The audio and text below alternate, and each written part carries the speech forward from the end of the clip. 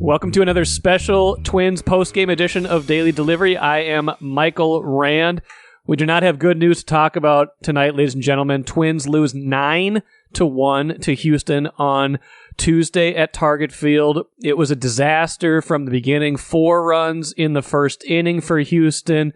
An error by Alex Kirilloff at first base kind of opens the floodgates. Sonny Gray not sharp all game long, gives up 2 home runs in a game. First time all year he's done that. Gave up 8 home runs all season long. Twins couldn't get a single clutch hit when they needed it. And there you go. There's a 9-1 final score. The first real clunker, the first one that makes you feel really bad if you're a Twins fan so far in the postseason, right? I mean, the 2 against Toronto, of course, felt great if you were the Twins and a Twins fan. You sweep the series in the wild card round. You get that 18-game losing streak out of the way, and you advance the ALDS. You're thinking Game 1 against Justin Verlander is a tough matchup.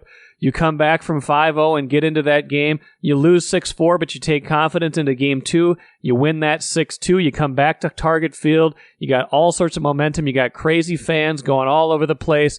Next thing you know, you are flat on your back. It was just not the Twins' day at all. Like I said, Sonny Gray probably at the top of the list of what goes wrong in this game. Gives up 2 home runs, including the big one, a 3-run shot to Jose Abreu on an absolute cookie of a hanging breaking ball in the first inning. It's, Abreu is a breaking ball hitter, and he's doing him a favor by throwing him one in the first place. And I know that's Sonny Gray's game, but it plays right into Abreu. It's a terrible execution on the pitch. Next thing you know, that thing is over 440 feet into left field, out in a hurry, and it just never felt like the Twins got much traction from there. They did have their chances early on. They even had a rally in the bottom of the first, but couldn't push a run across. Second and third, 1 out, but Royce Lewis and Carlos Correa go down quickly on strikeouts after that.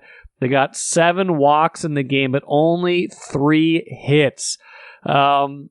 So you got to get some offense at some point beyond Correa and Lewis. Those guys did not come up big in this game, but they've been coming up big all postseason long. Lewis has 3 home runs. Correa, 6 hits now, I think, in this series. He's been all over the place showing his postseason chops, but someone else has to join the party. Kepler's been okay. Polanco had that big home run in Game 1. Outside of that, there has not been much offensive help. The rookies, the young players, they looked lost, especially today. I counted it up. The 3 rookies in the lineup, Lewis, Wallner, and Edouard Julien go combined 0 for 9 with 7 strikeouts in this game. They did combine for 4 walks. You'll give them that, but 0 for 9 with 7 strikeouts. They did not look like they were ready to meet that moment. You combine that with Alex Kirilloff looking lost at the plate again. It was not their day. I kind of wonder what's going to happen now in Game 4 on Wednesday. I'm going to talk to La Velle E Neal III here in just a little while to get his perspectives on everything that happened today, but also what they have looking forward to in Game 4. You got Joe Ryan on the hill. You got pretty much all of the relievers that you would want lined up for this game. I mean, after Sonny Gray's shorter and less than stellar start, they went with Kenta Maeda. They went with Bailey Ober. Both those guys got touched up a little bit. Ober more than Maeda. They had to burn Griffin Jax, but Jax can pitch back-to-back games. So pretty much anyone you would want out of the bullpen should be available on Wednesday, especially knowing that if you can get it to Game 5, this has to be an all-hands-on-deck situation, but if you can get it to Game 5, you do have Pablo Lopez lined up on full rest, likely against Justin Verlander, trying to get that series to a Game 5. Pablo Lopez, the kind of pitcher that works deeper into games. Figure you're going to get at least 6 innings out of him, or at least 5, even if he struggles a little bit or has to labor through that game. But you can kind of throw everything at Houston on Wednesday. So I wonder how much they'll go with Joe Ryan, how quickly they would turn to somebody else in kind of an all-hands-on-deck situation in that game. Joe Ryan, though, seems like he's ready for the moment. Here he was on Tuesday talking about his opportunity on Wednesday. I feel definitely rested with this extra time, but I think we've just put in a lot of work with coaches and working with Pete and Matt Daniels and just getting everything kind of locked in and getting the pitches where we want to, working in the training room and just getting the body right. I feel really good, and threw a great little side yesterday, so feeling strong. We'll see. This has been a resilient team, and that was demonstrated in a lot of the remarks you guys had. I asked you on Twitter. X. I asked you on X, Twins fans, let's hear you vent and then release. The thing that bothered me the most today was blank, and the things that gives me the most confidence in games 4 and 5 is blank. A lot of good responses. Let's run through them. Disappointed Minnesota Twins fan jumps right into the negative phrasing. Kirilloff refusing to get in front of a soft ground ball was the thing that disappointed him the most, and what gives me hope is nothing. But a lot of you still have hope. Isaac John said the rookies look like rookies, no clutched hitting, undisciplined swings all game, but we bounce back. Shadows will be better early tomorrow, whether the game is at 2 or 6. Empty the tank game 4 and flip a coin in Pablo versus Verlander Friday. It's still very winnable. Optimism feels nice. Brian Brandt says, what bothered me the most is the Twins are who they are. Rally killing double plays, too many strikeouts, 9 left on base, 1 for 9 with runners in scoring position. What gives me confidence? 1 win away from Pablo taking the hill from Game 5. That's a common theme. A lot of people saying if you can just get it to Game 5, they like their chances, even if it's against Verlander. Mac Wilson, my friend from over at 89.3 The Current, says, bothered me the most. Now Houston can fully rest Verlander until Game 5. Most confidence. Baseball is strange. Twitter would have written off the 2002 Twins after going down 2-1 to the A's. That is absolutely true. I kind of forget that they were down in that series 2-1 before coming back, forcing a Game 5, and then winning that 5th game in Oakland 5-4. AJ Pierzynski, who was on the call today, color commentator as part of a really nice broadcast booth, hit a big home run for the Twins in that game, and that before the Toronto series was the last time the Twins had won a postseason series. Matt Cummers says, bother me, reverting to trying to hit 8-run homers and other bad situational hitting. What gives me hope, it's a resilient group, and they can leave it all out there tomorrow. I like Pablo in Game 5. My good friend Chicken Fingers 69 says, if Griffin Jax is unavailable tomorrow because he pitched today down 9-1, I will be bothered. I haven't had confidence since 1998. I wonder what happened in 1998 to make Chicken Fingers 69 lose his confidence. Wait, I think I do know.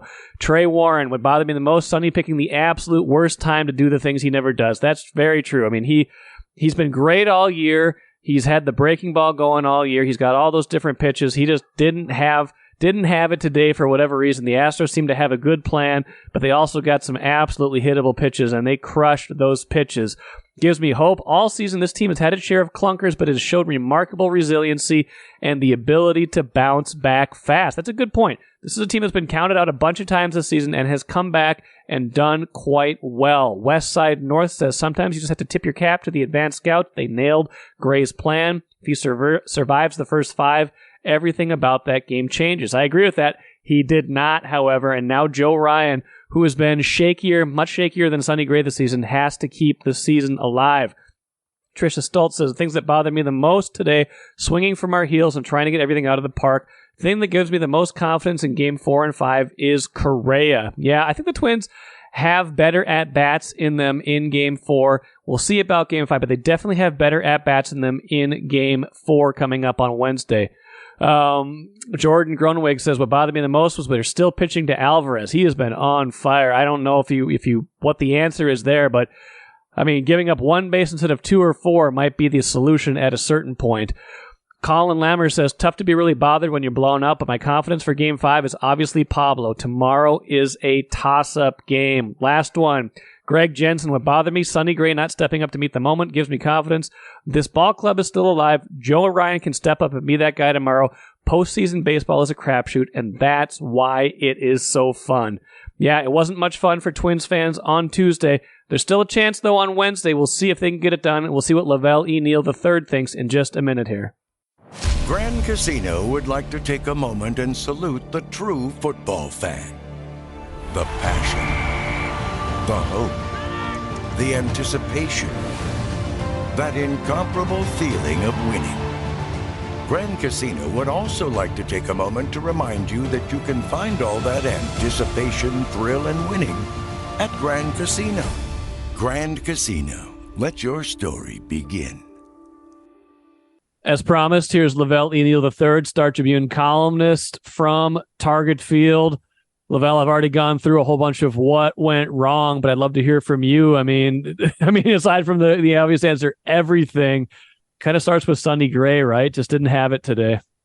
Well, it came down to him. He needed to execute pitches that he couldn't.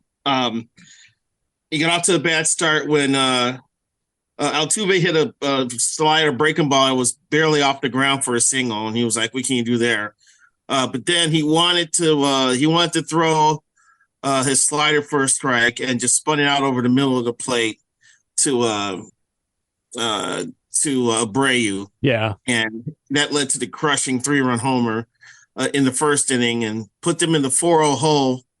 Going into their without them even had come into the plate yet. I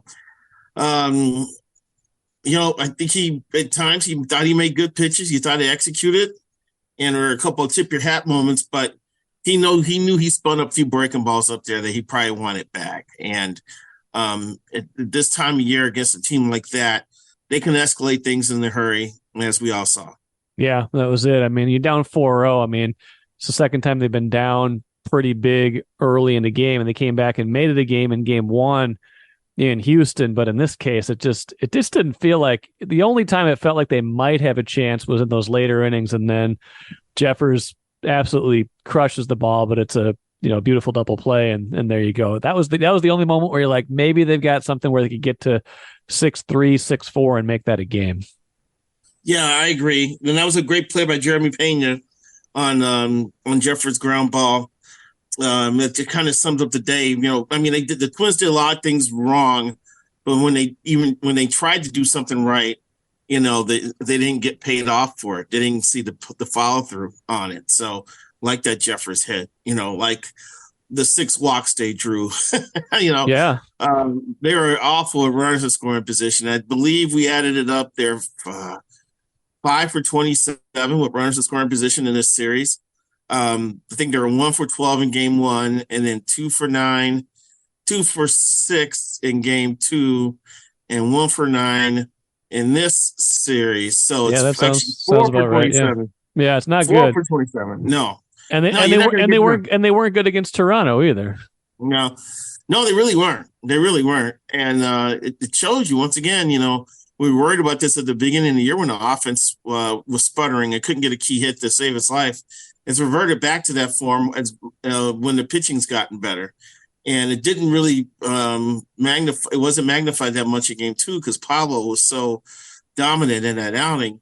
But in games 1 and 3, you see what they left on the field. I'm sure a lot of hitters are lamenting their at bats and want to have their at bats taken because the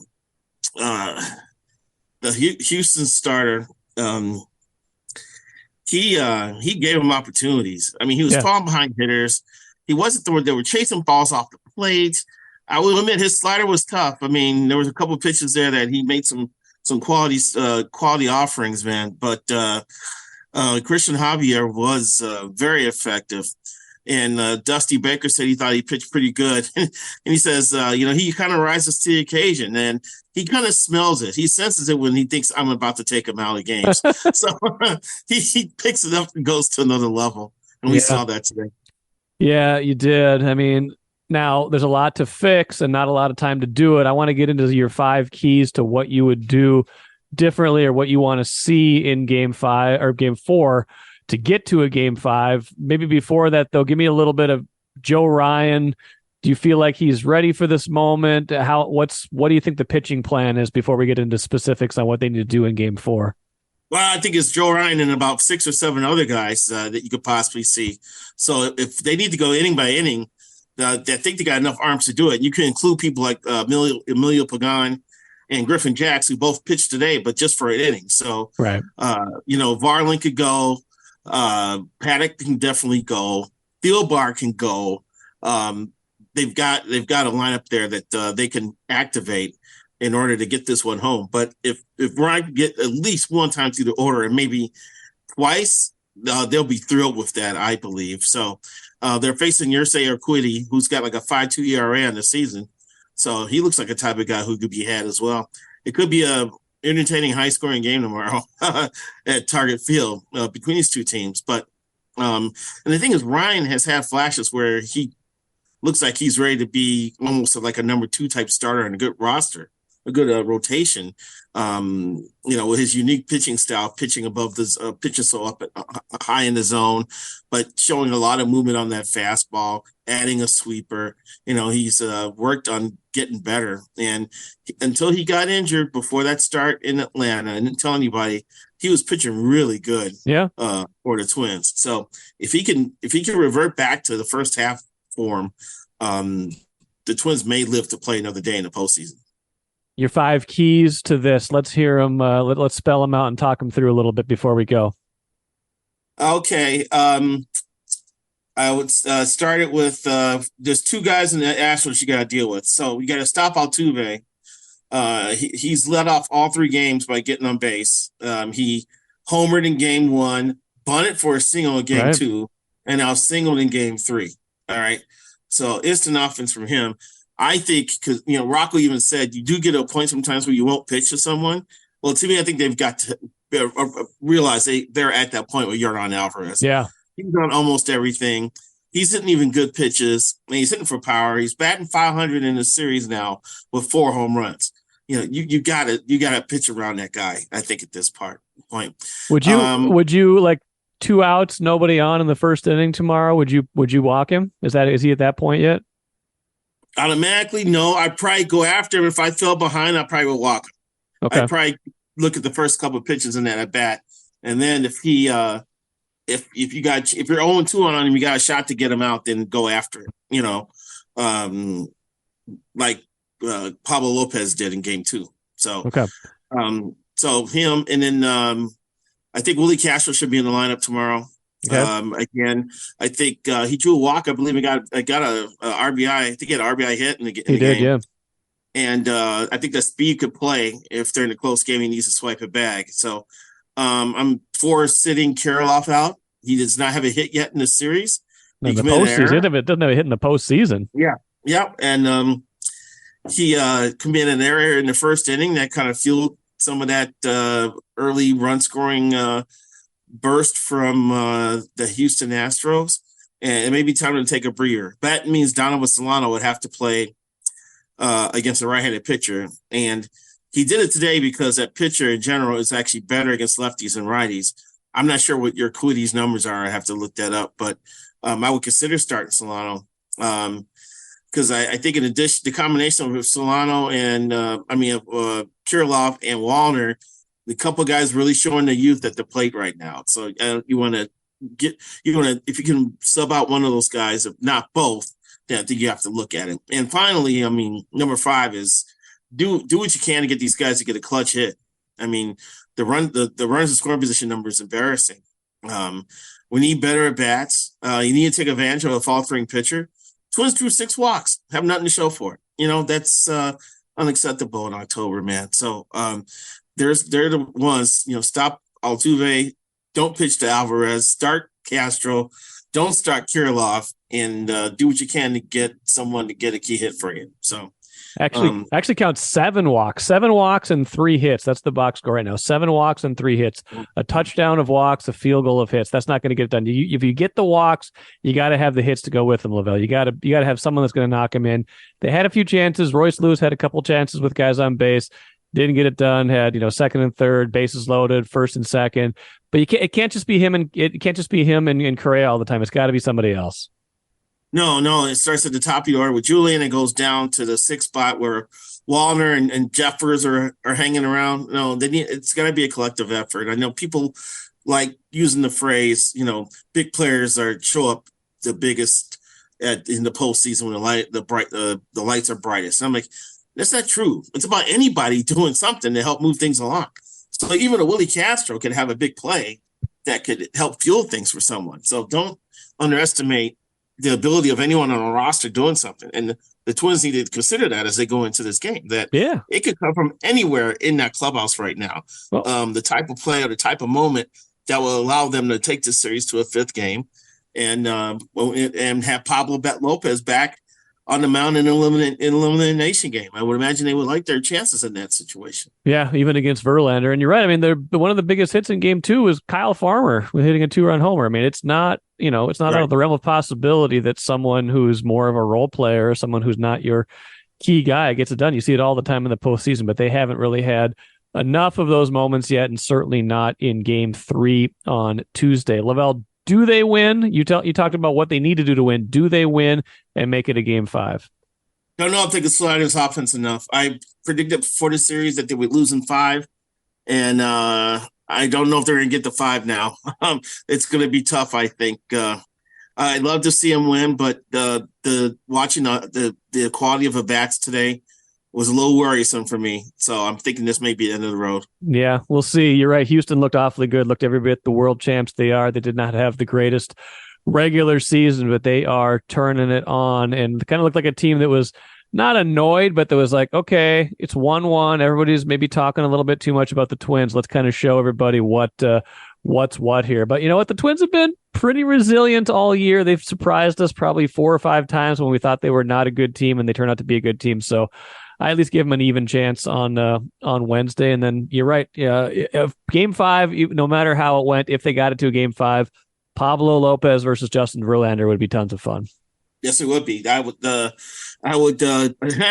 the Twins a fighting chance in that game, to be honest with you, if we get to that point. And I hope we do, because I just bought a plane ticket for Houston, so I might as well use it. There you go. Well, if you do, we'll be doing this again. We'll be doing this again tomorrow, regardless. La Velle, appreciate it. Go finish writing, and we'll talk to you soon. All right, take care.